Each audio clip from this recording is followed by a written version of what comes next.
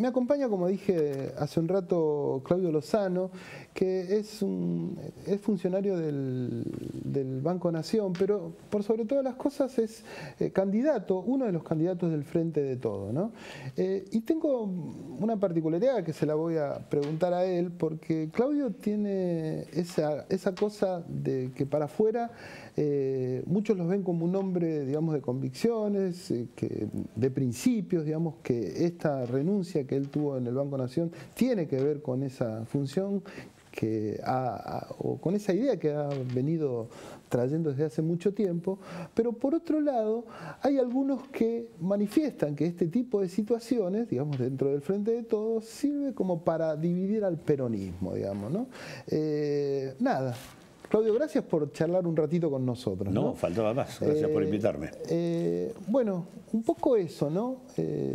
¿Cómo vos ves la situación hoy actual del Frente de Todos? Bueno, es una situación difícil porque la gestión de gobierno se ha apartado sustancialmente de lo que han sido los objetivos iniciales, las expectativas que buena parte de la población que nos votó puso en nuestra propuesta original del 2019.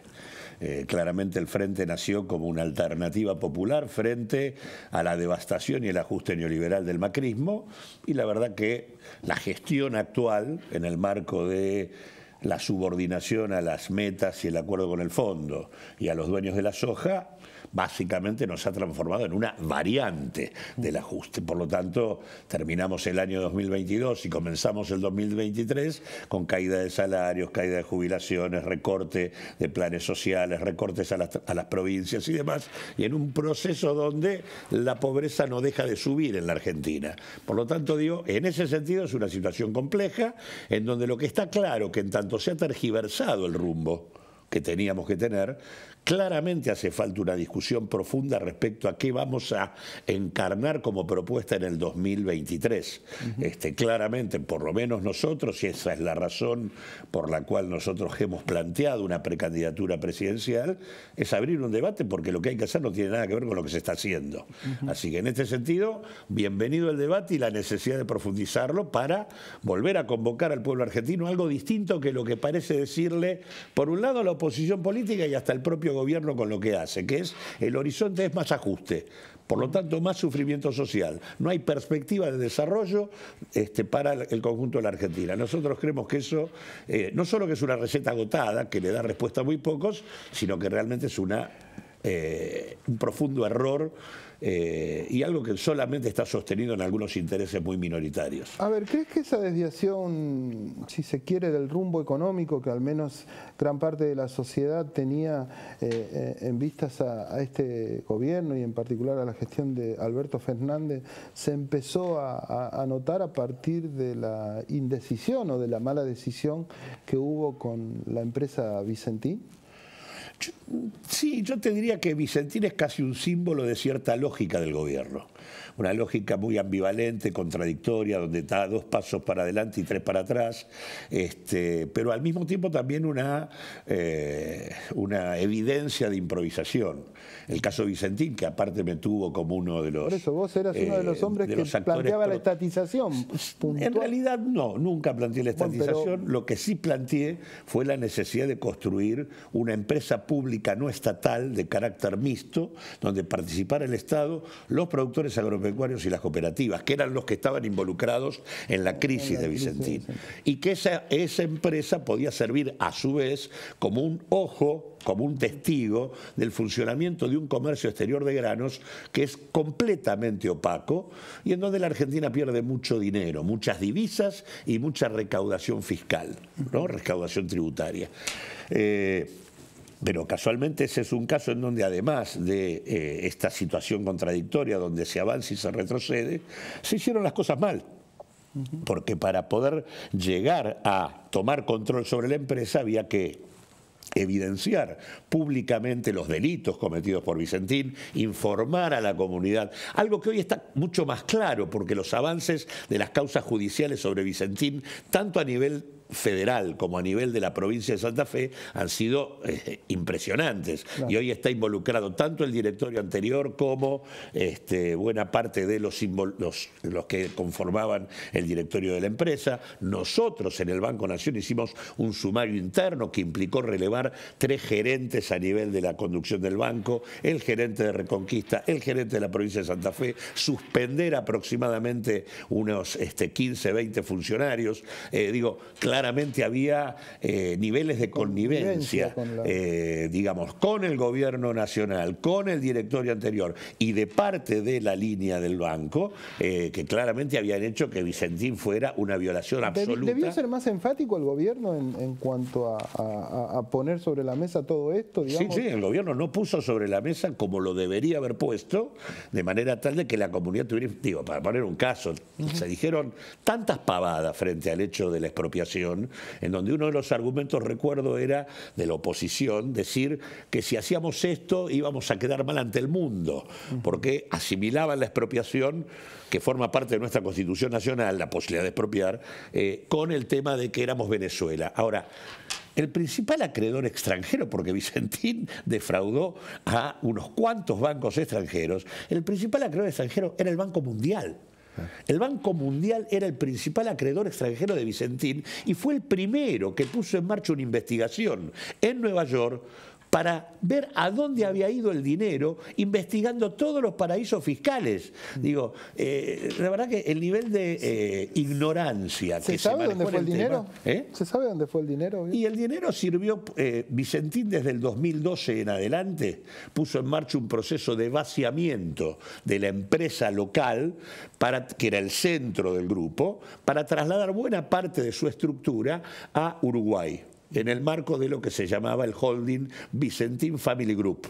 Y en realidad lo que conformó fue una empresa Vicentín local que era una cáscara donde lo único que había era deuda. Por eso incluso había que haber expropiado todo el grupo, no solamente la empresa aquí.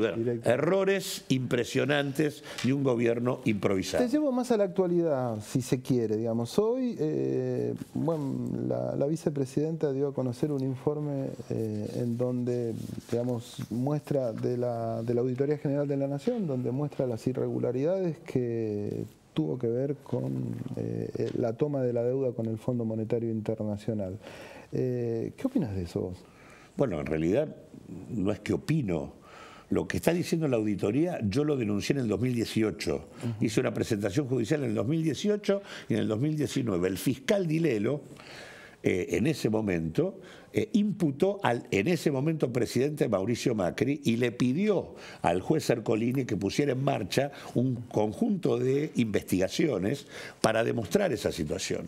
Ahora, todos esos argumentos que en aquel momento propuse y que sigo teniendo hoy, una presentación judicial en el juzgado del doctor Martín Cormick, planteando el tema de la absoluta nulidad que tiene el endeudamiento desde el punto de vista de la jurisprudencia de la Argentina. Se violaron todas las normas procedimentales, tanto administrativas, jurídicas y constitucionales. No tenían facultades para tomar ese crédito del modo en que lo hicieron y a la vez el propio fondo en el crédito violó una y otra vez el estatuto que regula la relación entre los estados socios del fondo y el propio Fondo Monetario. Argentina no hizo uso de ninguna de las cosas que podría haber hecho uso para tener una negociación mucho más razonable. Claro. Te diría más, hoy hay un informe del Banco Central que demuestra la malversación, un informe de la Oficina Anticorrupción que demuestra la inconstitucionalidad, la ilegalidad y la asociación ilícita, un informe de la Sindicatura General de la Nación, nada de eso un informe de la Procuración,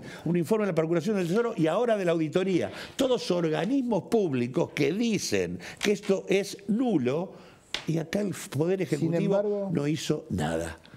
Sin embargo, ese acuerdo, ahora estamos esperando, digamos, que el Fondo Monetario nos mande plata, digamos, para... El gobierno validó ya, con su comportamiento, validó esa situación. Ahora, para un próximo gobierno, todas estas herramientas, y espero que el juez Martín Cormick, que tiene a su cargo la definición sobre el último amparo que presentamos, pidiendo que se expida sobre la nulidad de la deuda, efectivamente lo haga, porque va a ser una herramienta central para rediscutir con el fondo las condiciones en las que hoy ¿Vos crees que puede haber una nueva refinanciación o renegociación con el Fondo? No es que puede, debe haberla porque Argentina no puede tener un corset sobre su política económica de acá al 2034 pero como establece.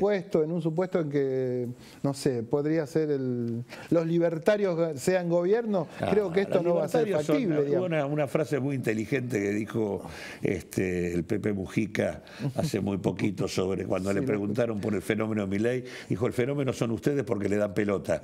La verdad, la cantidad de pavadas que dicen estos muchachos no tienen nombre. Yo confío plenamente en que el pueblo argentino no va a darle oído a semejante tipo de tonterías. Creo sí que hay mucha bronca con la política. Mucha. Y creo que eso es lo único que se canaliza por ahí de manera absolutamente inadecuada, porque claramente hay una evidencia, sobre todo después de 2 mandatos de signo distinto y con evidencia de fracaso.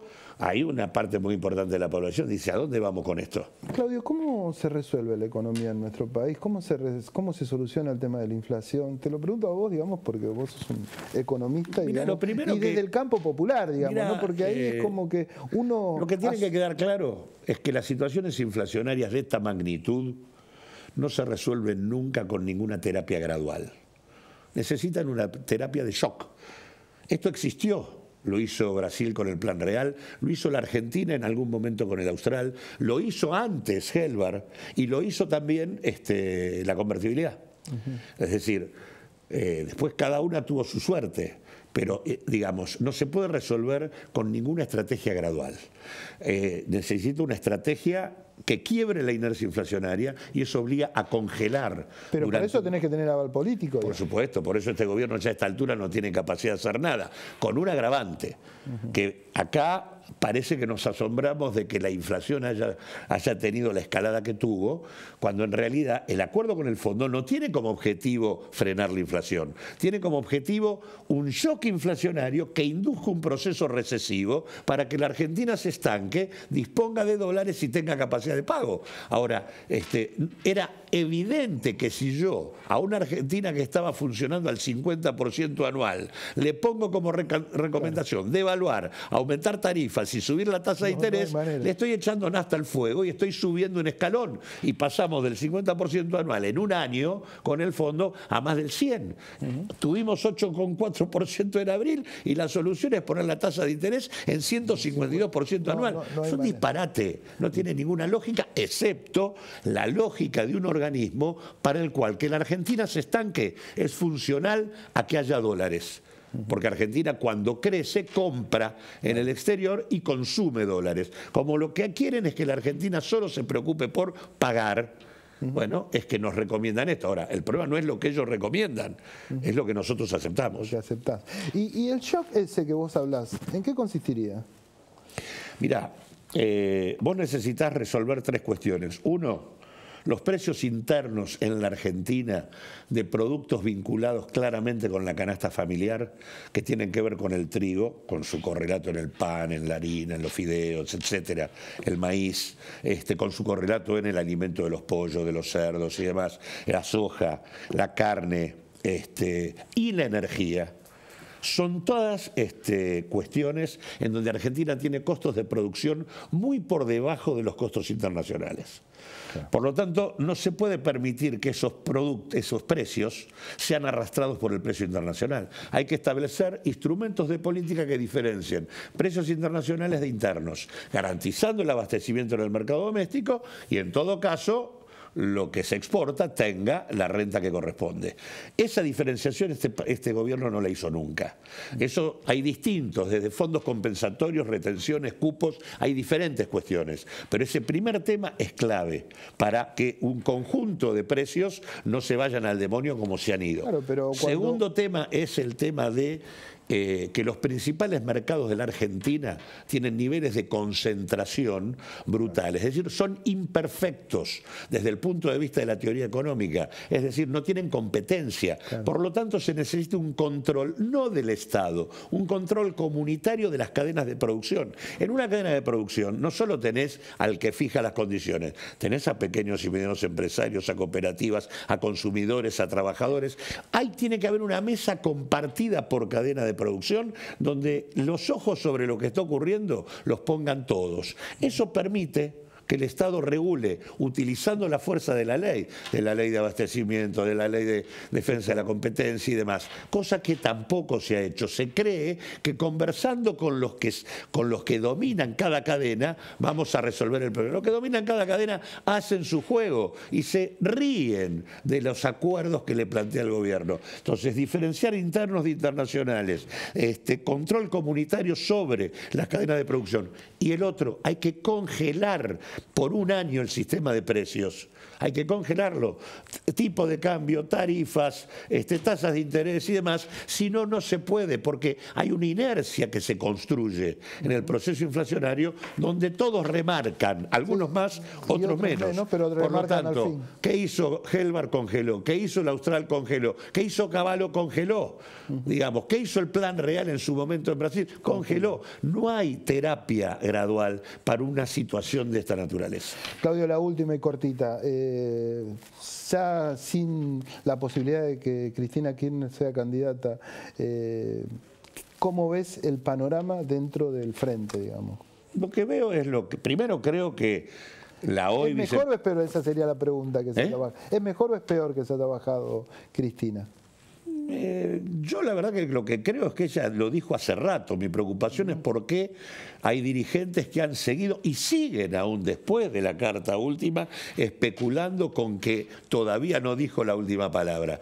Y me parece que estamos perdiendo tiempo, porque lo que ella está diciendo es mucho más importante que simplemente el hecho de no ser candidata. Ella está diciendo que hay un conjunto de factores de poder que están vaciando de contenido popular y democrático a las instituciones de la Argentina, y que se necesita un nivel de unidad política y de consenso sobre una propuesta para poder llevar adelante transformaciones que nos devuelvan el país que nos merecemos. Estamos perdiendo tiempo para hacer eso, que es lo que hay que hacer para garantizar un futuro distinto. Claudio, te agradezco mucho tu presencia acá en Acierto Cero. Claudio Lozano, candidato a presidente, precandidato a presidente por el Frente de Todos, calculo, digamos, porque esto se va a definir o si es de otra manera en los próximos días. Nosotros vamos a una pausa y ya entramos en la parte final de este programa.